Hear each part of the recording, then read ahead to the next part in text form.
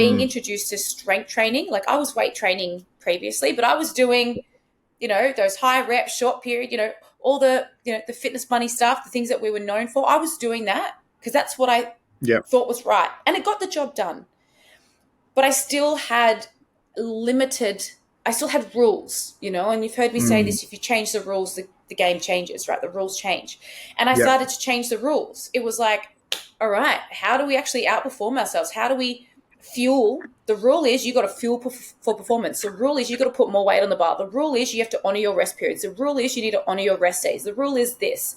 And so the game changed for me. Hey team, it's Daine McDonald here, the host of the Industry Leaders Podcast, where we interview the best and the brightest in the world in fitness, nutrition, business, mindset, and entrepreneurship. And in today's episode, we've got a very special guest. She's a business partner, a longtime friend. Her name is Ft.Hattie Boydle. She's the WBFF World Fitness Model Champion. She's an entrepreneur. She's an online fitness coach. And her core mission today is to help women around the world become the best version of themselves that they can be through her online coaching program. So click the like button, subscribe, and hit the link below. Share it with your friends and family, and enjoy the show. How are you, Mrs. Boydle? I'm good, thanks. How are you? Did you just get a haircut? No, I'm doing the whole 80s blow wave thing at the moment,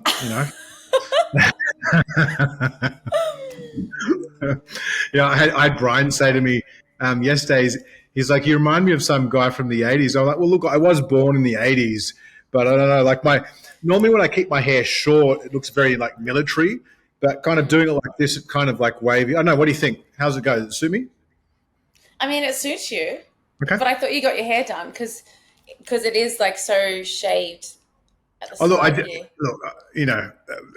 Normally you got a baby face anyway. Normally I would get it done for you, Hattie, in particular, but I've just been too busy. Okay? So, I'll let it slide this time. That's all right. How's your day been? Do you know what? It's just been such a busy year. Like I was driving the car back from training, and I'm like, the days that are a little bit slower, I feel guilty about, but the days that are fast are overwhelming. And like I just have always next to me like notes and notes and notes of the things that have to be done. And it's just like a really interesting thing to observe. But I think like when you've got that mindset of like trying to be the best version of you and make an impact and do all that, like life is busy. It's kind of, I tell people life for me is like organized but unorganized chaos. Chaos, yeah. And it's interesting. I mean, you and I have spoken a lot about like we're pretty conscious people, and sometimes I think the more conscious you become, the more things you notice. And I definitely do notice, especially as I feel like I'm at the bottom of a new mountain. Just like how scary it can be, and also like the pressure. And the pressure is always internal. Like tension is external, pressure is internal. And so I recognize it's my own. But it's like, I guess the two split thoughts are like, am I doing the right thing, or is this worth it? Like the pressure to be great and to leave a mark and to legacy, be of influence, it's like, because the more you put yourself out there, the more you're open to being criticized. And that can be really tough sometimes. Case in point this morning, right? Yeah. Just to say to listeners, like, as you guys know, Hattie and Sebastian have just put out this awesome course through Clean Health Fitness Institute. And, I think out of the 500 plus people that bought it on a pre-sale, you are going to get the odd person that wants to throw a stone. But I think coming back to your point, like getting, and I just want to address that. You spoke before about kind of feeling as though you're at the bottom of the mountain again. And a lot of people listening to that right now would be like, huh? Like world champ, online business, empowered fucking female, smashing goals, doing all that. Like, explain that. Why do you, in what context? I mean, I'm, moving into new territory of being, wanting to do more education, not just, staying in coaching, which is my passion. It's the easiest thing for me to do. And I love it, But the scariest thing is to go put myself out there, especially as a female in a very dominant, male-dominant industry. And that's not a bad thing, but it's like, oh, it's actually like kind of scary. And the other is, the public speaking side of things, which I've named many times that I'm scared of. This year was a really beautiful experience of going, okay, it was a glimmer of going, you're not perfect, but you can do it. And all I needed was that you can do it. But then every time it's still really scary to me. And, I always want to make sure everything that I do is great, actually. Not just good enough. I don't like good enough. Good enough's never sat well with me. It is, how do I step into self-mastery? And I still have a lot to learn. I haven't mastered public speaking. I'm at the bottom of this mountain, and the only way I can get better is by doing more of it. The only way I can get better is by failing forward and stepping back and going, okay, so what did I do well and what can I work on? And, we talk about shit sandwiching, acknowledge what's done well, but, critique. And, the thing is, feedback is not bad, and negative feedback is not bad. I think we have to it's good to acknowledge what we're doing well. And again, we can't please everyone, but it's also good to go, okay, so if we were to do things better, what would that look like?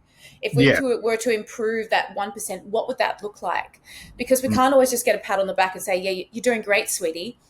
Sure, 100%. A little bit of that's great. But like, if we want to be the best, then the best requires like you do the harder things. And,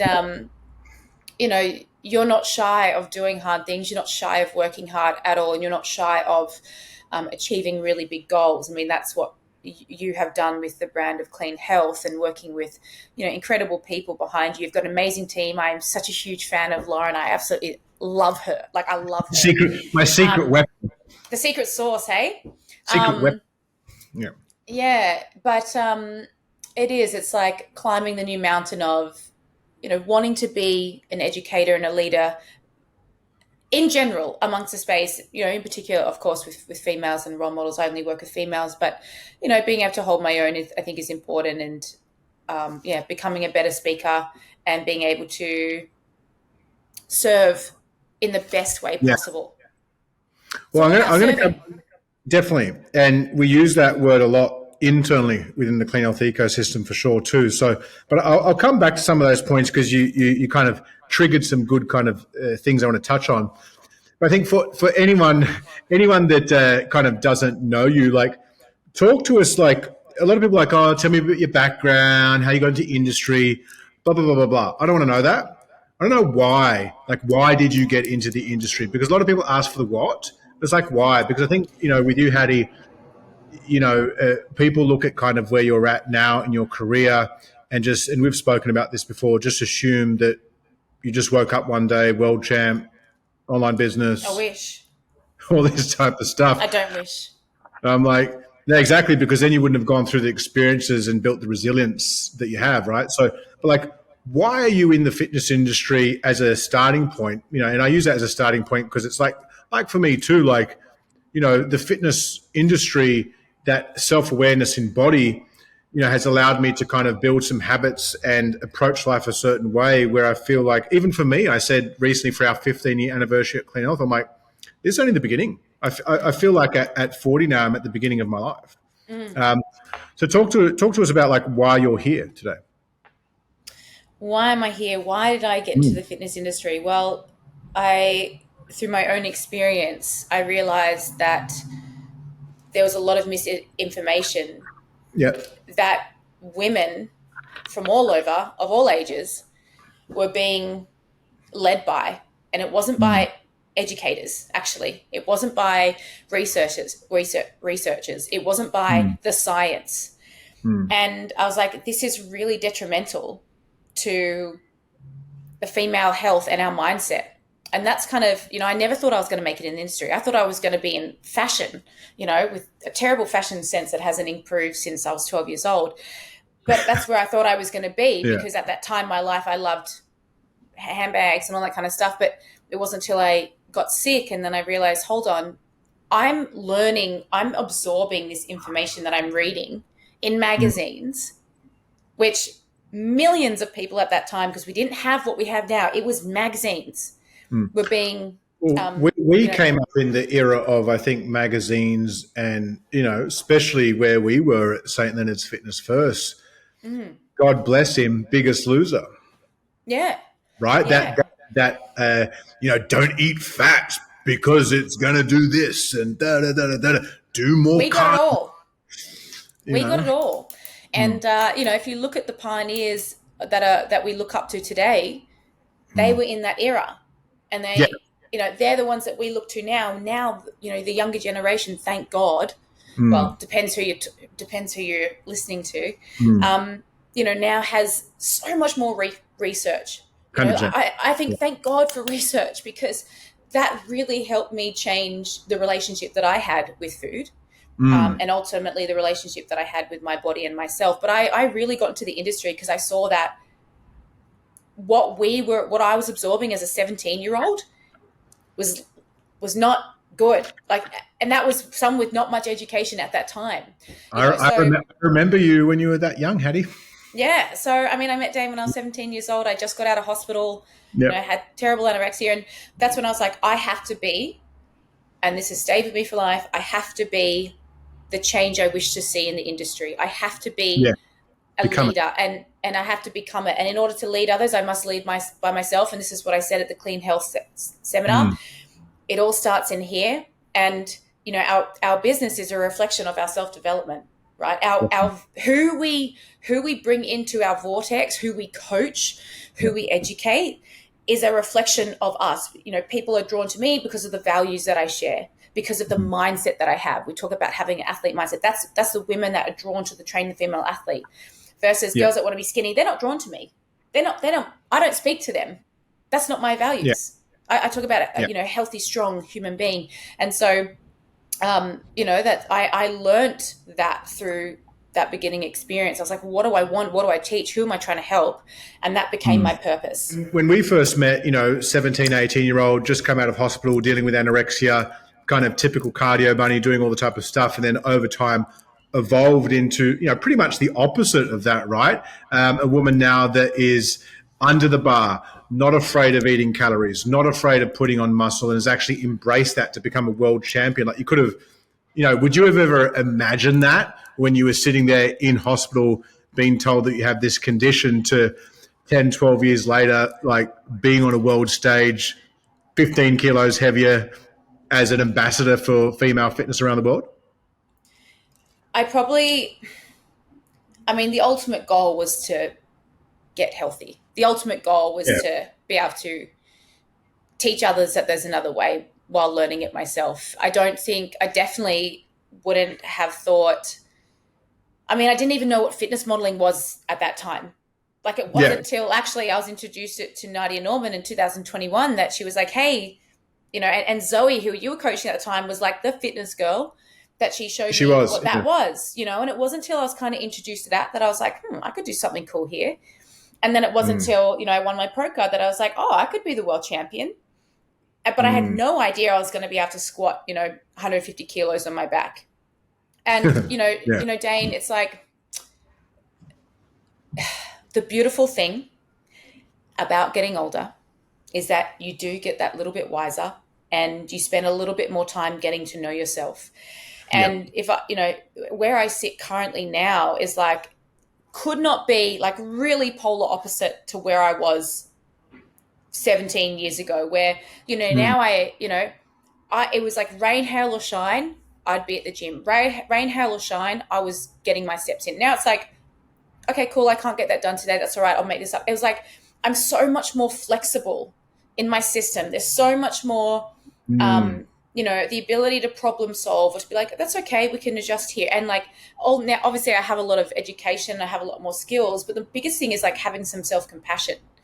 And I really had to learn that over time. Like, I say this so many times to Bass, like, really meeting him changed my life. Being introduced to strength training, like I was weight training previously, but I was doing, those high reps, short period, all the, the fitness money stuff, the things that we were known for. I was doing that because that's what I thought was right. And it got the job done. But I still had limited. I still had rules, and you've heard me say this, if you change the rules, the game changes, right? The rules change. And I started to change the rules. It was like, all right, how do we actually outperform ourselves? How do we fuel? The rule is you got to fuel for performance. The rule is you got to put more weight on the bar. The rule is you have to honor your rest periods. The rule is you need to honor your rest days. The rule is this. And so the game changed for me. And it was like, it's like I got to, like, for the first time, it's almost like step into this body and go, I've seen what I can push you to do in a bad way. I've seen what you're capable of. I've seen what you've done with me. But if I channel that into something positive and powerful, fuck me, like, what are we going to do? And it was like this, this handshake, this like, all right, I got you, girl. Like, let's do this thing together. And that was where it's like, all right, let's squat double body weight. Let's squat it for 10. Let's get this. And it's like, it became, every time I'd reach a milestone, it was like, let me do that 5 more times. So it was like, and it was exciting rather than having this like very limiting thing of, no, you can't do that. And it was very, very empowering. And then, of course, the thing around food, something that I talk about in Train the Female Athlete is, in the nutrition component, is the relationship with food, which if you're dealing with females, there's a relationship with food. It's not just numbers. You can get the numbers off the internet. That's not helping someone. They're paying you because they want more than that. So a big thing for me is like helping someone improve their relationship with food, right? And ultimately their relationship with themselves. And that was a big thing for me. I started to fuel for performance, but I didn't restrict food. I actually started to increase the variety of foods I ate. And I was like, hey, I can eat this thing and I'm not bad and I'm not cheating and I'm not X, Y, and Z of whatever I used to label myself. It's like, no, you're an athlete. And, you can have a little bit of that because actually you're also a human, So it was like a very empowering 2014 was a very empowering year for me, definitely. And that was 6 years after I got out of hospital. So that wasn't like straight away. It was like every year gave me a new layer. And then, 10 years down the track now, well, I'm 9 years down the track now, it's like, oh, now I'm even far more ahead of where I was in terms of now I have this ability to be flexible. I don't need to, even now it's like everything is so thought out. Everything is so thought out. And just a little bit more compassion, I think, is something that we all can learn to do and improve ourselves in that way. There's a few things you touched base on there, and like definitely compassion, having compassion for oneself, and I think acceptance too. Not being that internal judge, jury, and executioner is a big thing that a lot of people can benefit from. But for someone out there listening right now that kind of, what type of habits did you start to create, because I remember, even just from when I first met you, and then I think kind of years went by not really seeing or engaging, and then kind of seeing you maybe a few years later then at Bond Street Fitness First, I was like, oh, wow, what happened to her? And then even a few years after that, like when I opened the original Clean Health Gym, just seeing like the step-by-step transition, like what did you do to break the habit of being the old you and then commence the pathway of being the new you? Yeah, great question. I remember sitting in my car one day and I was like, what is the cost of staying the same? What is the cost of living by the rules that I had scheduled for myself? Like, what is that costing me? And when I looked at the cost of that, I was like, well, it doesn't align myself with the things that I'm saying that I want for myself. And so I was like, okay, the cost of that is not worth it anymore. I've got to go over here and do this scary thing. And it required me to be organized. It required me to have a diary. It required me to do writing. It required me to ask for help. It required me to do what I said I would do what I was teaching others. That was a really big one. It's like, okay, at some point, like, I'm not special anymore. Like, this special rules, I'm not special. I'm just like anyone else. And a really big thing for me, Daine, was, would I give that rule to my sister? Well, no, I wouldn't. Yeah. So what that was when I step outside myself, that's the point. It's almost like I learned to coach myself, because at that time I didn't have someone coaching me. I was like, okay. But So it then was I like asked for help when I need it. self-analysis, stepping Yeah. back and making sure that those actions were actually matching your intention. Yeah. I talk about radical responsibility, radical self-leadership. Radical is when we look at the word just radical, it is to the end. It is extreme, right? Radical. And I was like, radical self-leadership means like fucking hold yourself accountable for everything. Like, we're not here by chance, we're here by choice. And that is the mistakes that you make. That is the things that you choose to do repeatedly. It's the language that we use. That is it. And that was a turning point for me, because I was like, I know how powerful my mindset is. So if I become radically responsible for all of my choices and even the thoughts I choose to keep, well, I'm going to be a pretty powerful human in the way that I'm going to do the things that I want to do in this life. I love that. A lot of people just don't like it really is accountability, responsibility, and being an extremist with it. People say, oh, you're not really balanced. And I'm like, no, I'm not. And I don't want to be. Like, I am an unbalanced motherfucker. But what is balance? Because your Exactly. balance and my balance and Yeah. the Gen Pop balance and someone who just wants to work at Woolworths, Mm. and play video games balance is like very different from us. And I think, a great coach that I work with in communication, he said to me once, Hattie, we're never in balance, we're always balancing. And he's a juggler, right? And I actually went to this course and I was trying to learn how to juggle. I can't juggle for shit. And I was like, is that a metaphor for something in my life? But anyway, he said that to me and I was like, yeah, that's correct. And the other truth is, if you want to do great things require sacrifice, and there's nothing balanced about sacrifice. And it is knowing when to push and pull back. That's what, there are times in your life, Daine, where you're going to push so hard, and then you're going to get to a point and you're like, I need to pull back somewhere. And I think you and I have had this conversation It's before. it's like periodizing a training plan. Sometimes you're going to have the season of fat Where's loss. the deload? Yeah. Yeah, exactly. And sometimes it's just like, I want to get strong, right? So I think no, I love that. And then talk to me then how that's evolved to where you're at now. Because I think, one of the things that I find a lot of the listeners love is kind of that insight into like daily habits, daily rituals. I actually like to use the term ritual, because to me, a ritual implies that I consider this sacred. Yes. It implies that there's love towards that ritual. There's respect towards that ritual. So for me, every day, I look at it as I have a daily ritual that I am just invested into, and that works for me. What works for you? What's your daily ritual like?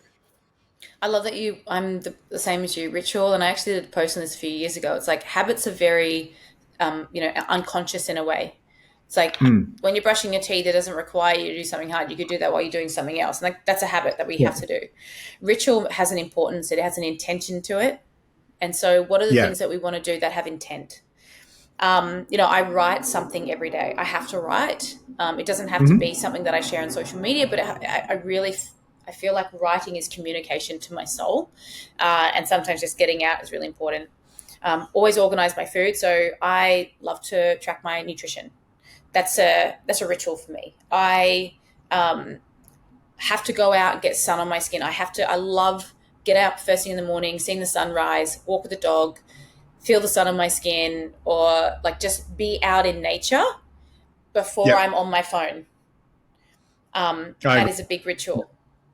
Another ritual is training or movement in general, doing something for my body. Even on my rest days, it's I just go out and I go for a walk with the dog. There is something in there. I'm getting some mobility. And the other is, kissing my partner is a ritual, things like that, human connection. I've been a terrible friend this year. I said this to my friends. I'm I'm so sorry. I've been such a terrible friend. And so I've put in a schedule to call, spend some time with FaceTime friends. And I do that otherwise, because, yeah, 100%. that part there with friendships, community, connection. It's like, I think when you're so focused, and I think you and I right now are both in a season of do, right? Yes. like it's let's fucking do it, right? Yeah. And so when you're in the season of fucking doing it, there's not much time for anything else outside of the household, right? Yeah, and it's, we're playful people, and I think Yeah. when we look at, I always think of a human as like a whole human, not just goals in personal and goals in business. It's like 100%. a really important piece, and I speak about this in the Train the Female Athlete again, is like how important community is. But it's not just the community of our clients, because that's a different relationship. Yes, it's social engagement to an extent, and we're creating something beautiful and we see people thrive. Like you, I'm in a season of doing right now, right? So it doesn't really leave as much for life outside of that. And then you were kind of giving your response to that. Yeah, so I guess like something that you can relate to very heavily is you and your partner in business together. And in order for your business to thrive, you need play, because we don't just think about like what the human needs in terms of progression and hitting goals and ascending through those things, but also the part of us that needs like nurture. And, when we're working really hard or when we're training really hard, and as you said, you're in the season of doing, then we leave very little time for that play. Or, the time that we want, we might need space for ourselves, but then we limit that outside play. So it's, again, we're never in balance. We're always balancing. And I get to a point where I'm like, a part of my soul feels like, it's like, oh, I feel disconnected because I'm not having a deep connected conversation with someone who knows me outside of all of the things that you see on social media. And I think that's really important that we do continue to make that a priority at some point, where if you're not going to see them in person, like FaceTime. And, I have my wonderful partner who I love dearly and I spend so much time with him, but he's not my girlfriend, so there's also a need for those things, which I think is really important. Well, I think one of the things, that as adults, we unfortunately, most of us lose as we age is that whole concept of play. It's something that, especially for me as a father, and just seeing that, just kind of unconditional kind of lack of anything else but just being in the now, especially when they're under 7 years old. It's almost a daily reminder for me that I'm grateful for, that sometimes like stop being so serious, stop kind of just focusing on, bang, bang, bang, just to actually stop and play. And I think in particular, with your partner as well, like one of the things that you mentioned, like you have a ritual of kissing your partner, you have those rituals of trying to play. That's super important too, to having a successful relationship, because I think especially when you're working with that person, as we do, like it can be very hard to like separate. And so kind of being able to step back and just be fucking kids, right? Yeah, and even just having peace at like parts of your your day or your week that's like, we don't talk about work, we talk about us, we talk about future, we talk about you have that bit of play. So I think that's like a really important piece, especially for a lot of the hardworking people that are going to be listening to this podcast. It's like it's so hard to like make sure that we have time for our partners. And even something that comes up for a lot of my girls when they're embarking on a comp prep for the first time, it's like they don't have they're diving into the deep end of this whole new experience. And something I find with a lot of first-time competitors is there's so much, they become so immersed in this comp prep. It's all they think about, all they talk about, and then their partners and their kids are like, kind of on the outside. And something I speak to them about is like, hey, you need to sit down and have a conversation with your partner and say, this is what is required of me, but I love you and I want to make sure that we are spending some time together, and what can we do together? How do we make this thing work so that the relationship here, because they're the biggest supporter, your partner becomes your supporter, right? And so it's like, well, how do I nurture them? How do I support them while they're supporting me? And how do I meet them in a way that's like, we're still playful? And I think that's a really hard thing to navigate as well. What do you think? And actually on that point, like obviously for a lot of coaches that are watching this, like I know your approach to kind of working with your clients is very like in many respects, you know, mind, body and soul, right? Because at the end of the day, like I look at soul and spirit as like impact, purpose, mission, right? So, you know, and I think we're in the industry right now, it's almost like there's, I wouldn't maybe not use the term two camps, but you've kind of got people that will just want to, unless there's like a decade's worth of evidence and this and that and blah, blah, blah, like they'll get that paralysis by analysis. And then the other side, it's like intuitive coaching. You know, I've always found myself, I blend both, right? Because I even in business, it's like data and intuition. You know, we've all got this thing, you know, called intuition. It's our superpower that we used to have when we were kids. We used to have when we were kids, when we weren't programmed and didn't have the trauma and all that attached to it. But a lot of us have forgotten that along the journey of maturity. So like, what would you say is like, you know, 2 or 3 kind of key things that a lot of, you know, that coaches out there could do differently to get greater impact with the women that they're trying to serve? Something I always say is the quality of your question drives the quality of your answers. And it's like, what are you looking to find? And the other is like, listening is also, you know, talking in a way. It's like, what are they not saying? And I think there's, you know, the art of coaching is like, how do we go beyond a surface level? Yeah, like how, and again, repeating back to your client verbatim, right, word for word, what they said, not what you think you said, because that's 2 different things, so that you have a really clear understanding of what your client is going through. You know, something my partner said the other day, he is training females for the first time, and he's like, oh my God, what is with women always wanting to say how shit they feel every day? Like, what is with that? And I'm like, you know, women are very emotional, you know, so, you know, I've had, but then it's also like, we can't just always go off, you need qualitative and quantitative data to make decisions. Like, we can't dismiss how someone feels, but often how someone feels isn't always true. Well, actually, I would interject. I would interject in regards to what your partner said, in that men are also emotional. The problem is men have been preconditioned by society not to express their emotions.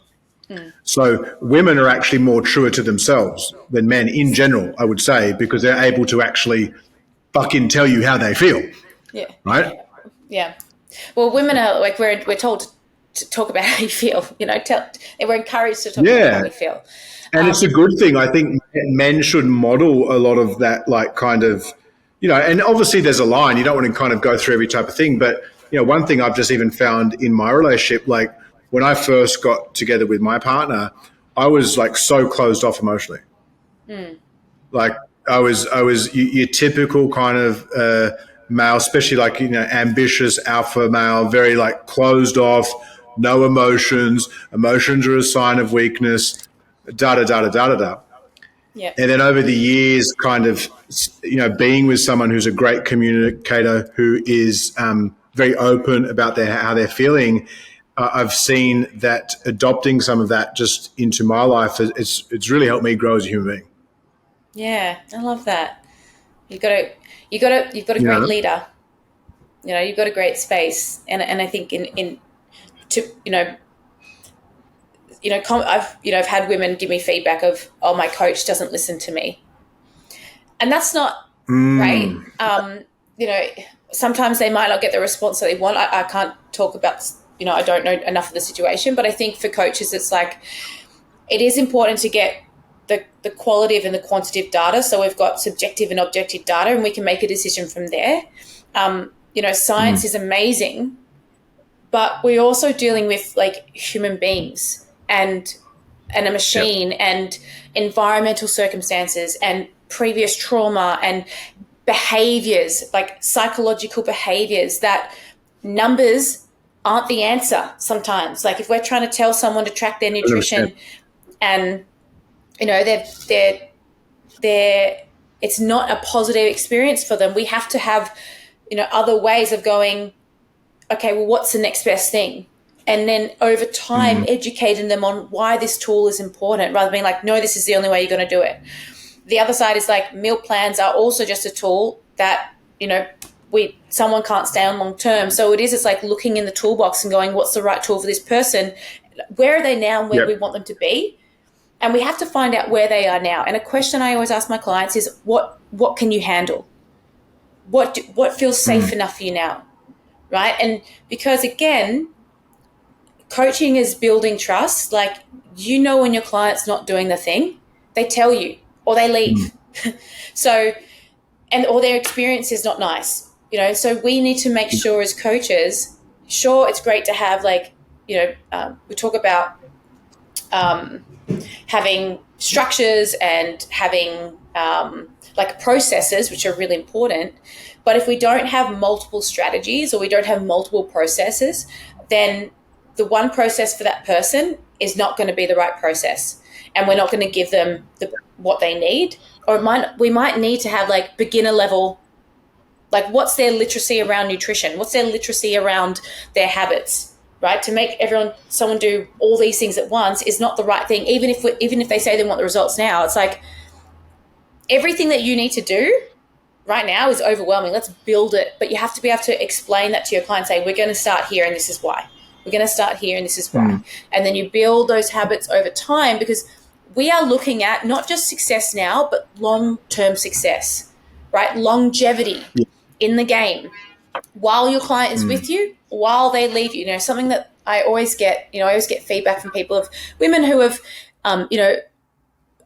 stepped away from SMP, and they've always said, I've never forgotten everything I've learned.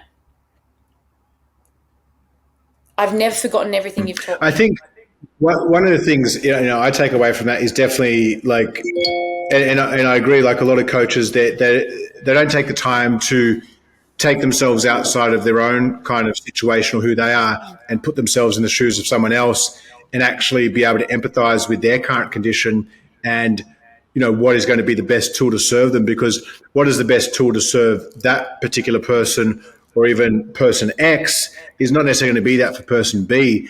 And, having the awareness of that and to be honest, the empathy and actually being able to listen. You mentioned listening is a superpower.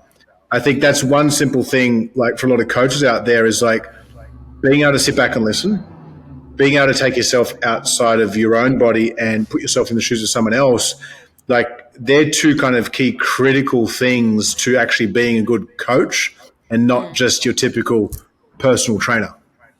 And also, a piece of that, Daine, is so what I hear you saying is, and you repeat back to them what they've said, I just want to be clear that this is what I'm understanding, because you might hear something and you're like, I still don't know if I understand.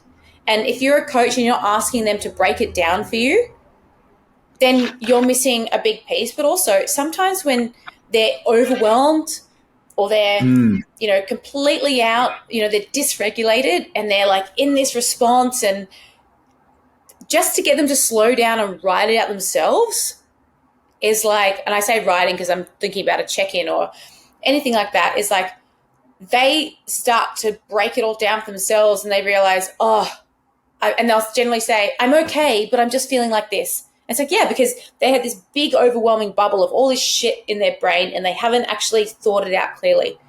And so sometimes the coaching space is we don't actually have to do anything. We might just need them to share what's going on for them, and they just need to be heard. Right? We don't always have to have the answer, because sometimes we don't. And we don't always have the answer, because if we react rather than respond, we're not giving them the right answer anyway. We're reactive, not responsive. So therefore, we need to make sure we clearly hear what they're saying. We clearly understand, which is hearing and understanding. They're also two different things. And then letting the client be in a position where they are actually in a position to receive feedback or direction. Because if they're totally dysregulated, they're not hearing you anyway. How many times we said to a client, I said that to you, and they didn't hear it. They're dysregulated. That is a part of the art of coaching. Oh, definitely. And it's something that, that you guys touch base a lot in the Training the Female Athlete course that we've just put out. I want to kind of come in it from two angles. For someone that is, listening to this right now and they're not a coach, right? So they're not a coach, they're into their fitness, and, they want to take their own kind of life transformations to the next level, like, how is this program going to help them? The beautiful thing about this program, Daine, is we've structured it in a way that if you didn't have any education, you could take that information and you could apply it to yourself in that time. You could take the framework around nutrition of writing a diet diary for 2 weeks, monitoring your weight, taking that data, noticing how you feel, quantitative and qualitative data that you are creating yourself, and starting to introduce habits like tracking your nutrition for the first time, weighing your nutrition for the first time, understanding actually where your food is coming from. And over that 2-week period, be able to go, I'm actually not eating much vegetables. And actually, based off the data in this research, which says we should be eating around 15 grams of fiber per 1,000 calories, and I'm eating around 2,000 calories, I should actually be hitting 30 grams of fiber a day, and I'm only eating 10. That's going to be the first thing I improve. Yes. Or, wow, I'm really not eating much protein. And actually, the guidelines that have been set in Train the Female Athlete, which are based off the latest research from Stu Phillips, is I should be eating anywhere between 1.6 up to 2.5. Well, actually, 1.6 is going to be good enough because I haven't been eating any protein. And so we're giving you the skills and the tools to make these small but significant changes that you can adopt over, like, straight away. Same thing with your training. Yeah. Oh, my God, I've never been under the barbell. Well, guess what? We know exactly what squat pattern you're going to start with. You're going to know exactly what squat pattern. You're going to know how to create day 1, day 2, day 3. You're going to learn how to create the first 4 blocks, the second 4 blocks, the third 4 blocks. And you're going to progress yourself in X amount of weeks to the barbell based off the way we periodize, and also we periodize the progression of the different squat patterns, deadlift patterns, bend patterns, the how to work your hamstrings versus how to work your glutes. So you're going to be able to take that in real time. For the coaches here who are already coaches and they've established their own businesses, well, it's also going to allow you to go, how do I look at my client's nutrition and stay within my scope of practice if you're not a nutritionist? Oh, okay, I'm going to get them to write a diet diary. I've never thought of that. Okay, I'm going to make one small tweak. I'm going to get them to I'm going to teach them how to have a healthy relationship with food by using the guidelines of 80% wholesome, 20% soul. Hey, I'm going to even look at how we can have different calorie budgets for my clients so they're not all or nothing. I'm going to actually look at the language that they're using in their check-ins, and we're going to start to change that language so we can start to have a better experience of ourselves. So the reason we have the course the way it is because I like to take actually all the things I've learned from working with thousands of women. It's not a random thing that we put in. It's like, hold on, there's a big thing about relationship with food. No, exactly. There's a big thing about changing someone from wanting to be skinny to wanting to be strong. Now, most of the people that come to the course or want to be a part of the course, they already want to be strong, but their clients might not be. Their clients might be coming to them going, I want to be skinny. And we're going to go, well, we know a little bit better, but we can't show them we can't tell them till we show them. And we say, hey, this exercise over here is going to help you feel really strong. So I think that's, again, we talk about the art of coaching because it's not just numbers. Otherwise, they'd go to the internet, and 100%. You can get all the numbers you want in the world. You can get all this information for free on the internet, but that's not what makes a better human. And we can't just look at short term. We have to think of long term, like how are we actually improving someone's life when they're with us and when they're away from us. Right, and I think it does it really well because there's so much information out there in regards to training women and how do you coach them, how do you approach them, what type of nutritional advice should they be taking, how should they train, what is their technique like. So I think what you've done really well is kind of amalgamate all of that stuff that's been out there and that's obviously applied and worked at scale, and then brought it into kind of like a system and a process that really, whether if they're a Gen Pop client that just wants to, kind of take their own training and health to the next level, or a coach that just wants a process that's battle tested, this course provides that. Yeah, I agree. And I think, the feedback we always get, Daine, from our Train the Female Athlete seminars is thank you so much for making this so digestible. Thank you so much for simplifying it. Simple. Because simple is what allows people to take action. Because when things are overwhelming, it's like, where do I even start? And, the truth is 100%. We get a lot of people who are out of the industry that just want to get educated themselves, and they just want the things that they are going to be able to do. They want to know, I've got the tools to change my physique. I've got the tools to set up my own nutrition. Hey, and I've actually got the tools that I could help my partner with that too. And I think that's like... They just want to start moving in the right direction, right? They just get movement. Yeah, otherwise, like, hey, I get it. Like, there's so much information on the internet. And the truth is, everything kind of works till it doesn't. And everything works, but does that mean it's optimal? And everything works, but does that mean it's the best way? And what we're looking at is optimal.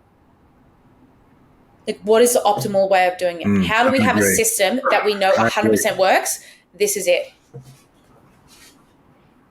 No, I love it. I love it. Well, I mean, obviously, if you're watching this show right now and you want more information on that, you can click the link in the bio. It's there available. But I wanted to kind of fire off with a kind of few kind of ending questions, and these are a little bit different. I want to find out, like, what are some things about you that, like, you know, if I don't know you, haven't been following your brand, like I you know, when you were over here the other week, chess, you know, you're a chess player. Tell us 3 or 4 things about you, Hattie. Yeah, but tell us 3 or 4 things about you that kind of that's not going to turn up on a social media channel per se. Like, chess. Let's start there. What is chess? Like, that's something that you play. Talk to us about chess.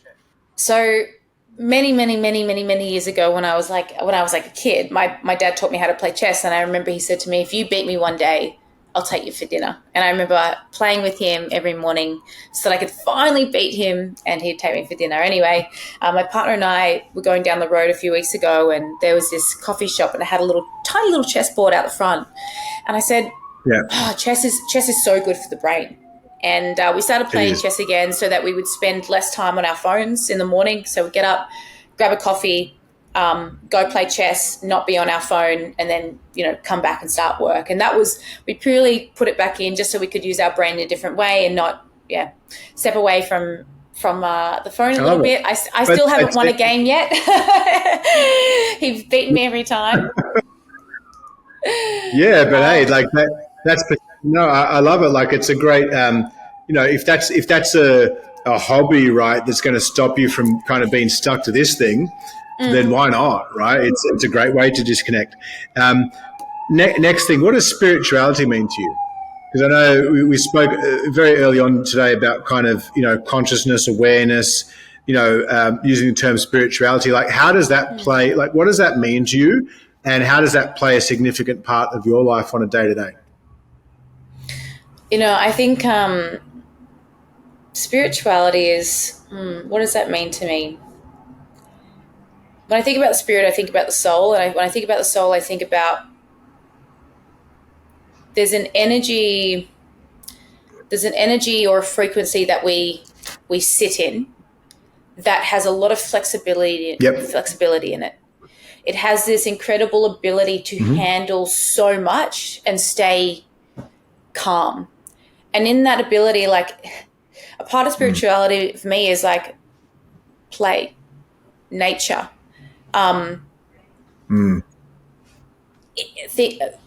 integrity, like connection, like a deep conversation, a conversation that has so much meaning to it, that is about thoughts and creativity and just like salt of the earth kind of feelings, and just it's almost like a euphoric feeling that we create within ourselves, knowing that we are doing the right thing, or we are being around the right people. And it's not this kind of, you know, I feel like some people can take the word spirituality and like take it like it's really extreme end, and it can feel a little bit off to me. It's like, oh, that kind of doesn't make sense. And I know we always want to cling to something. We always want to make things, you know, we always try and give meaning. That's what humans do. We're all trying to figure things out. But when I think about spirituality, I think more about the soul, and it's an alignment. That's what it is. It's an alignment with the being around the right people, giving ourselves the right amount of nurture, but also doing the right amount of work and having the right amount. It's a balance. It's that regulation. It's this flexibility. It's this, it's like a superpower for me. Like, spirituality is like when we're in our Yeah. superpower. Yeah. Well, yeah, I mean, I think for you, even just hearing that, it's obviously that place where you feel kind of, grounded and aligned and just present in life. I think you're right. Like a lot of people hijack the word and kind of spirituality is, I don't know, going and sitting in a cave with a monk or, doing something like that. And there's nothing wrong with that. Like, do you want to go do that? Do that. But I think like that's also not necessarily practical for us on a day to day. So I think anything that you can do to kind of just connect with spirit, whether it's nature, It's alone time, connection. even sex. Like, I think sex with your loved one, like, every day. let's open up that can of worms. Like, that's such an important part. Like, I find even in my relationship, like, if we're not intimate for a few days, we notice because we just are not communicating on the same level. It's like obviously recharging that battery, connecting. I think, you talked about frequency and energy and things like that. And I think, when you're having sex with a person that you love unconditionally, when those two energies combine and connect, what that puts out there, that creates its own vortex. I've found some of the most, it's kind of like 1 + 1 = 1,000. So it's like, Well, it's connection. Yeah, I guess right? on that. Connection. It's connection. Yeah. And, what's like a part of my daily non-negotiables is sex or some kind of sexual play. Daily like routine. That's in my that's a non-negotiable for me. And, it's part of my self-care, as I like to call it. And I think, intimacy is like, it is that connection that we don't have with anyone else, which is why it's so important. And it's playful and it's vulnerable and it is like the spirit and the soul connecting with ourselves and with someone else. And, again, to talk about spirituality, what it really feels like is like it's this inner and outer experience. It's like the ability for like there's a part of us that comes out and it oversees and it's like, we're doing the right thing. That's what it kind of feels like to me. And it's like I'm almost like always holding my hands like, right, we're together. We're my spirit, my soul, my body, this vessel, the thoughts, what I'm doing in action is like we are aligned. And again, connection to the self, inner and outer self. No, I love that. We're definitely on the same wavelength there. And I think a final kind of question before we hear about kind of what's next for you coming into the back end of the year. To you, like, what does it mean to be a woman in 2023? Do you want my honest answer? That's why I'm asking. Let's raw and unfiltered. I think. I mean, look, we've spoken about sex, spirituality. Look, I'm a very sexual person, but I feel for women these days. I mean, women. I'm all for my sisterhood, and I'm all for women empowerment. Like that, I love seeing a sister be successful. I'm like, get it. But the way successful matters. And I love the body. I think women are sexy, but I feel like the way, we always swing one way and we swing the other. And I hope we swing back a little bit more in the middle and women start to use their voice more than they use their bodies. I know I'm going to upset some people here and everyone's, again, there's no judgment. Everyone's free to do what they want as long as you're not hurting anyone.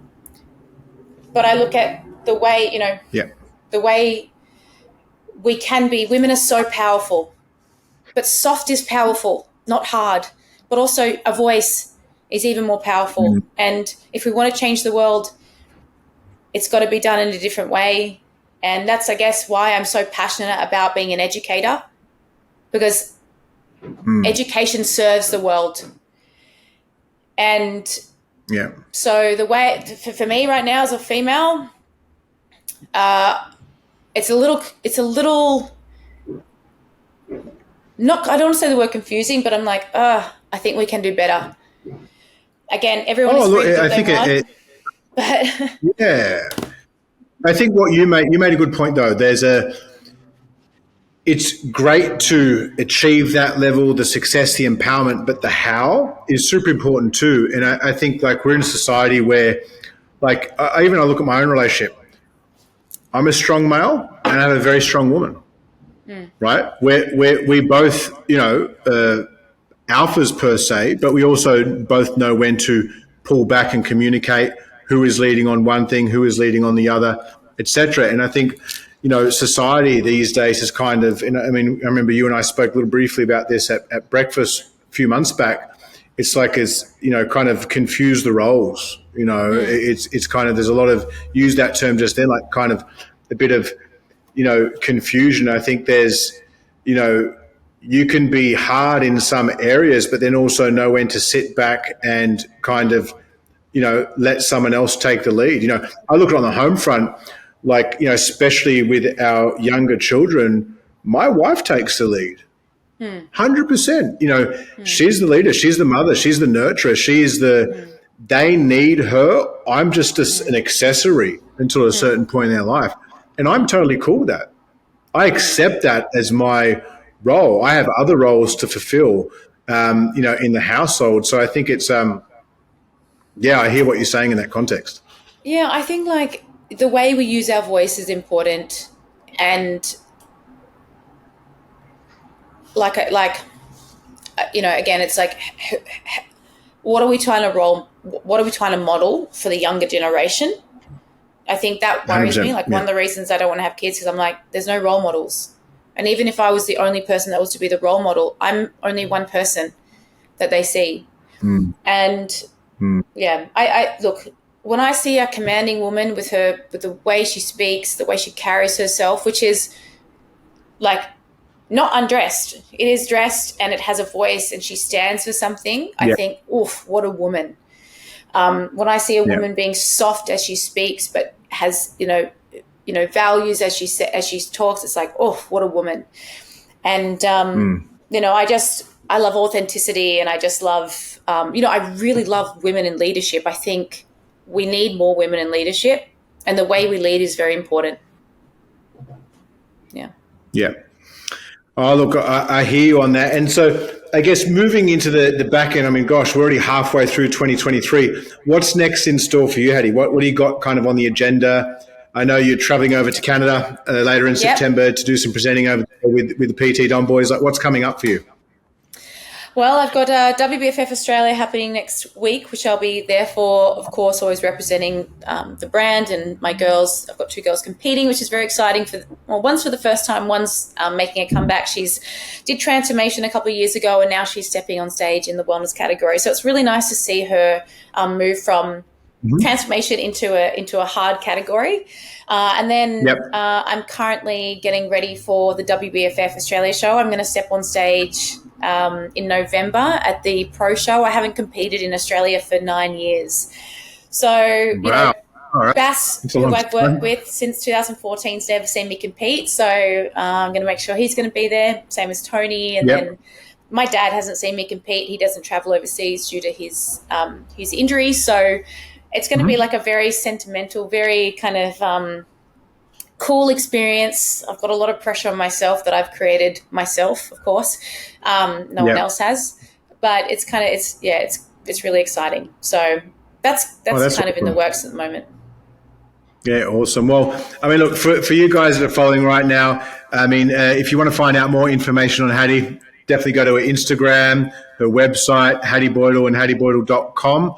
Hattie, thank you very much for today. Appreciate having you on, and we'll talk soon. Thanks, Daine.